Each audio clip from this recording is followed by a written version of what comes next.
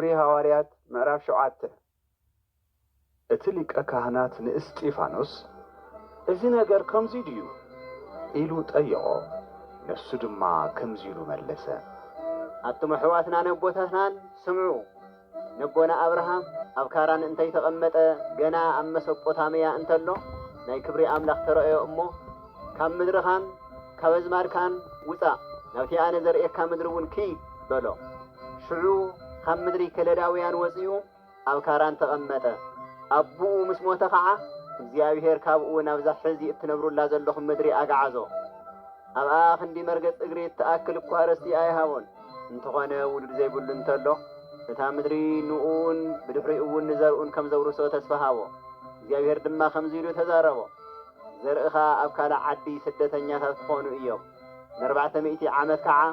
ከም ባርያ ክገፍዕዎምን ከሳቅይዎምን እዮም ኣነ ግና ነቶም ዝገዝእዎም ህዝቢ ክፈርዶም እየ ከምኡ እውን እግዚአብሔር ብድሕሪ ካብኡ ወፂኦም ኣብዛ ስፍራ እዚኣ ከምልኹን እዮም ኪዳን ከም ዝኣተወሉ ኸርኢ ድማ ናይ ግርዘት ስርዓት ሃቦ አብርሃም ከዓ ንይስሐቅ ምስ ወለደ ብሻምነይቲ መዓልቲ ገረዞ ይስሐቅ ድማ ያዕቆብ ከዓ ነቶም 12 ኣቦታት ነገደ እስራኤል ነቶም ቀዳሞት ኣቦታት ነገደ እስራኤል ድማ ንዮሴፍ ስለ ዝቐንኡሉ ናብ ግብፂ ይሸጥዎ እግዚአብሔር ግና ምስኡ ነበረ ካብ ኩሉ መከራኡ ከዓ ኣውፅኦ ኣብ ቅድሚ ፈርዖን ንጉስ ግብፂ ድማ ሞገስን ጥበብን ሃቦ ንሱ እውን ኣብ ግብፅን ኣብ ኩሉ ቤቱን ኣዛዚ ገይሩ ሾሞ ኣብ ኩሉ ግብፅን ከነኣንን ከዓ ጥሜትን ብዙሕ መከራን ኮነ ኣቦታትና ድማ ዝምገብዎ ሰኣኑ ሽዑ ያዕቆብ ኣብ ግብፂ እኽሊ ከም ዝርከብ ምስ ሰምዐ ነቦታትና ንመጀመርታ ግዜ ለኣኾም ኣብ ካልኣይ መንገዶም ከዓ ዮሴፍ ንሕዋቱ መን ከም ዝኾነ ነገሮም ዓልዮት እውን ብፈርዖን ተፈለጠ ዮሴፍ ድማ ነቡኡ ያዕቆብን ነቶም 75 ዝኾኑ ኩሎም ኣዝማዱን ልኢኹ ፀውዖም ያዕቆብ ድማ ናብ ግብፂ ወረደ ንሱ ሞተ ኣቦታትና እውን ሞቱ ናብ ሰኬም ኣጋዓዝዎም ኣብቲ አብርሃም ካብ ደቂ ኤሞር ብወርቂ ዝዓደጎ መቃብር ኣብ ሰኬም ድማ ቀበርዎም እግዚአብሔር ንአብርሃም ብመሕላ ዝሃቦ ዘመን ተስፋ እናቀረበ ምስ ኸደ ኣብ ግብፂ ከዓ ንዮሴፍ ዘይፈልጥ ካልእ ንጉስ ክሳዕ ዝነግስ እቲ ህዝቢ ኣብ ግብፂ እናበዝሕን እናሰፍሐን ከደ እዚ ንጉስ እዙይ እቶም ህፃናቶም ብሂወት ምእንቲ ከይነብሩ ኣብ ልዕሊ ዓልየትና ብተንኰል ተልዒሉ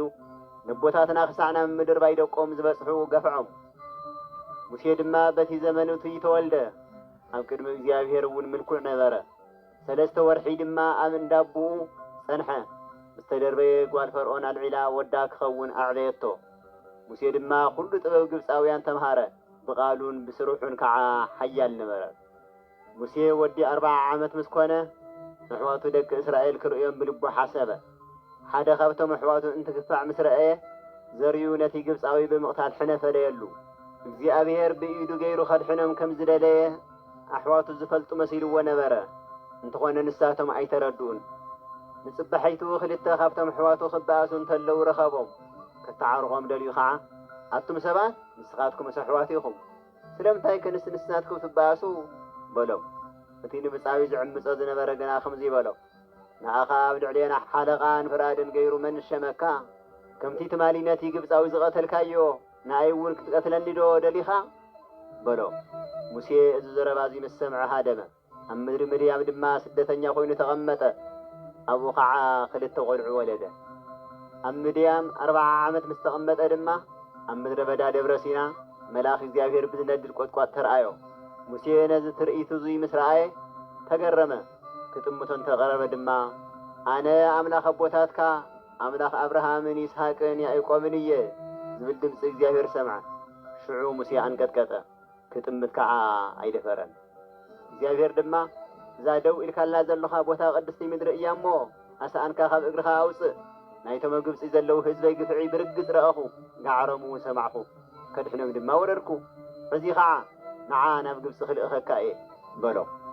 ነዛ ኣባና ሓለቓን ፈራድን ገይሩ መን እዩ ዝሸመካ ኢሎም ዝኸሓድዎ ሙሴ ንኡ እግዚአብሔር ኣብ ቆጥቋጥ ብዝተረኣዮ መልአኽ ገይሩ ሓለቓን መውፅኢ ሓራን ምእንቲ ክኸውን ለኣኾ ንሱ ከዓ ኣብ ግብፅን ኣብ ባሕሪ ኤርትራን ን40 ዓመት ዝኣክል ኣብ ምድረ በዳ ምልክትን ተኣምራት እናገበረ ኣውፅኦም እዚ ሙሴ እዚ እዩ ንደቂ እስራኤል ከምቲ ንኣይ ዘተሰ እግዚአብሔር ካብ ኣሕዋትኩም ከማይ ነብይ ከተሰኣልኩም እዩ ዝበሎም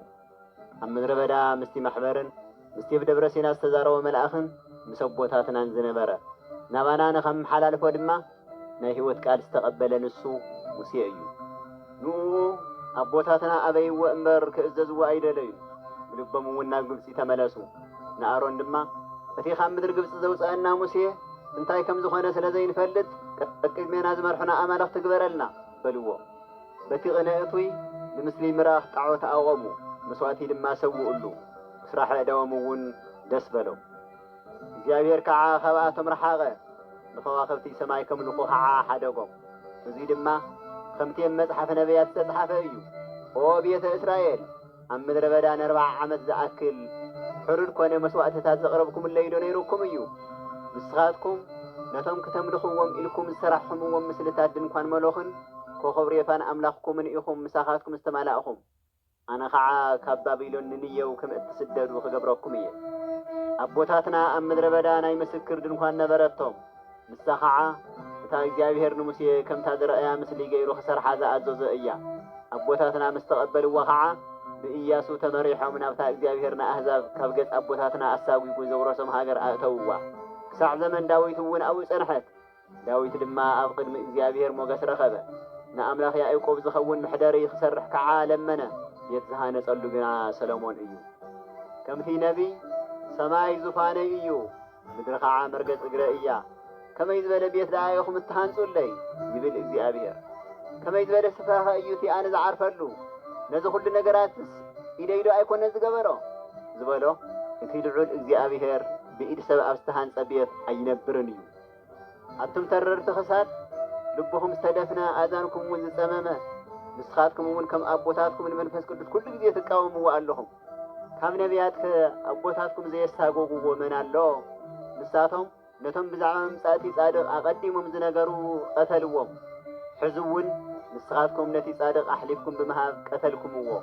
ንስኻትኩም ነቲ ሕጊ ብኢድ መላእኽቲ ተቐቢልኩምዎ ነይርኩም እንተኾነ ኣይሓለኹምዎን እቶም ሰብ ከዓ ነዚ ምስ ሰምዑ ልቦም ነደደ ኣስናኖም እውን ሓርቀምሉ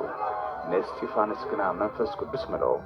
ናብ ሰማየን ቃዕሪሩ ክብሪ እግዚአብሔርን ኢየሱስ ድማ ኣብ የማን እግዚአብሔር ቆይሙን ራእየ ሽዑ እንሆ ሰማይ ተኸፊቱ ወዲ ሰብ ድማ ኣብ የማን እግዚአብሔር ቆይሙ እርኢ ኣለኹ በለ ንሳቶም እውን ዓዊሎም እናጸርሑ ኣእዛኖም ደፊኖም ድማ ሓቢሮም ናብኡ ጐየዩ ካብታ ከተማ ኣውፅኦም ከዓ ብእምኒ ቀጥቂጦም ቀተልዎ እቶም ዝቐተልዎ ድማ ክዳውንቶም ኣብ ጥቓ ኣእጋር ሳውል ዝበሃል ጎበዝ ነበሩ بإن قطقيطهم كقتلوا انتلوا እስጢፋኖስ ኦ ጎይታ ኢየሱስ ነፍሰይ ተቀበላ እና በለጸለ ተንበርክኮ ከዓ በዓብይ ድምፂ ጎይታይ ዝሓትያቱ ዘይተውፀረሎም ኢሉ ጸርሐ እዚ ምስ በለውን ዓረፈ